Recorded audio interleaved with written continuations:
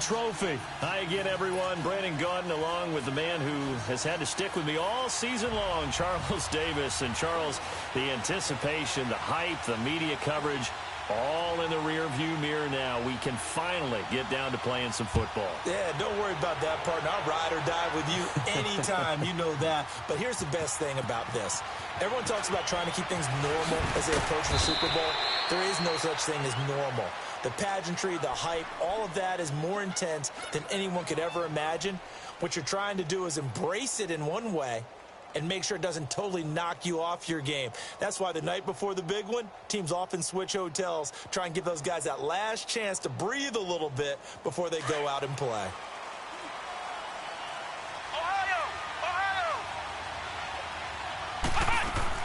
On first down, Howell. Oh, he's going to air it out right away. Oh, incomplete. The rookie had it and lost it there. And it'll be second down. Well, if those at home were wondering if we were going to see some offense in this Super Bowl, I think your answer was right there. Incomplete, but they take a big shot early. Like the script. If they get the big play early, so much the better. But if nothing else, they send a message. They're going to be aggressive in this game. The second down attempt there knocked down as it leaves the quarterback's hand, and it's incomplete. You got to give some credit. They're able to hop up in the air and bat that one away. And that's frustrating for an offensive lineman because the only recourse is when he goes in the air to try and get some type of a pop or a shove. And he's going to lose a yard or two, taken down behind the line. Well, they went with a nickel. They throw in an extra defensive back. Coverage was very good. Yeah, it was exactly as you would expect. A passing down, you bring in the nickel package. Just as you described, the coverage was excellent and allowed one of their linemen to end up getting to the quarterback.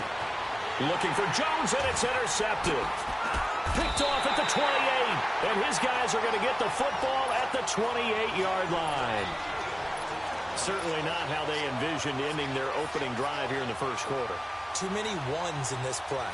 First quarter, first drive, first interception thrown. And that last one, that hurts. After the interception, here's Jackson. And the throw left sideline here is caught, but they'll rule it incomplete. Couldn't keep his feet in. Second down. And that one goes incomplete. They tried something out of the bag of tricks, but it's incomplete, and now second down. Again on 2nd and 10, it's Jackson. Escaping the pressure right. He's going to take a shot for the end zone. So the long attempt falls innocently to the ground, and it brings up third. Well, that certainly looked like something that they discussed all week in practice getting ready for this one. Take the big shot right out of the gate. At worst, you'll open up the defense a little bit, loosen them up, have them back on their heels. On third down, Jackson. Wide open receiver complete. And down inside the 15, shy of the 10. Big yardage there for the Browns, 18. After getting that turnover on the first drive of the game, you'd hate to just stall out the momentum, go 3 and out. They're able to avoid that there. Yeah, we talk about complementary football all the time, but I think it's a little bit deeper than that. Defense went out, forced a turnover, gave the ball to the offense. It's now the offense's responsibility to pay that off for them, to show respect to them. Hey, you guys got some turnover. We appreciate it. They want to continue their drive. Now a second down throw for the end zone, but it's incomplete. They may be snapping the ball near the goal line, but all you're thinking defensively, keep them out of the end zone. Force the incompletion, force them into going for 3 and not giving up 6.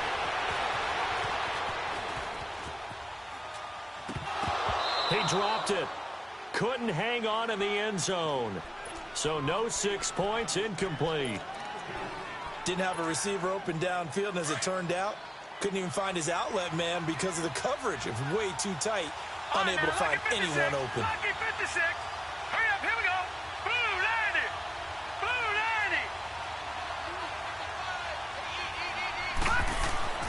90. They'll try and throw for it with Jackson. Being chased out left. And that is, I think he caught it. He did, but they'll say out of bounds. It'll be incomplete. Hugh Jackson rolls the dice, but it doesn't work for him. And it'll be a turnover on downs.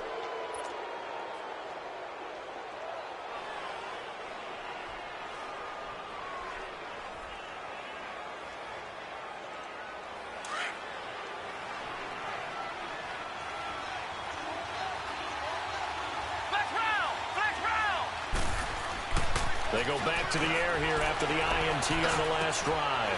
He rifles one that's intercepted. Picked off at the 23. And his guys will take over at the 25-yard line. From their own 2, Charles, they opted to throw it instead of run it. We saw the outcome.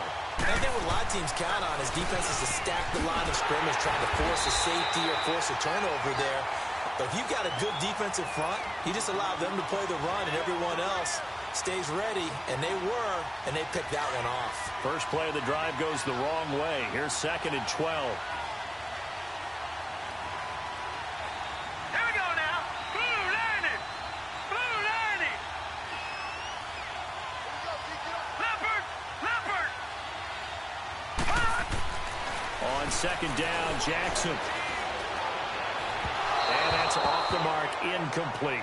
Offensively, might be thinking, what's going on here? 1 for their first 7 throwing the football. So maybe they're thinking about rethinking their strategy a little bit right now with the way that they're throwing it around, not having that success. Might have to lean on the running game for a little while and see if they can get him back in form. Going to throw deep for the end zone. So they took a shot there on 3rd down, couldn't get it. Now it's 4th. Not only was the call spot on, how about the execution of that defense right there? The zone was absolutely locked up tight. He was trying to force it in there on 3rd down. But if there's a time to force it, he felt like he needed to make a play, right? Yeah, exactly right. 3rd down, you got to try and find something. There's nothing available there for him. That is caught right at the 10-yard line. And finally down he goes as they work it inside the 10 to the 7. Some collective exhales over there on the sideline. A big pickup through the air on 4th down to bring up 1st and goal. And they'll be driven back here, losing yardage to the 10-yard line. It's a loss of 2 there, bringing up 2nd down. Nice play right there to stop him behind the line, but I want to see how this defense continues to play him here in the first half. Yeah, we know. You know better than I. He has the ability to take over a game. So what do? Yeah, I think you have to make sure that you bottle him in at varying levels. And he'll take it into the end zone for a Browns touchdown. With the first touchdown of this Super Bowl, and the Browns have taken the early lead. Extra point by Carlson, up and good. And it's now a 7-0 game. Carlson now to kick this one away.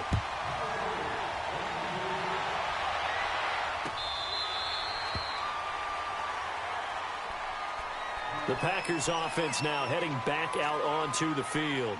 And it's been a miserable start for them offensively. Obviously, 2 drives, 2 interceptions. And this is where you have to know your quarterback and know how you actually have to reach him. Do you do it with a little bit of humor? Maybe you break the ice a little bit. Like, hey, didn't we practice in that color jersey all week? Not the one that you're throwing it to?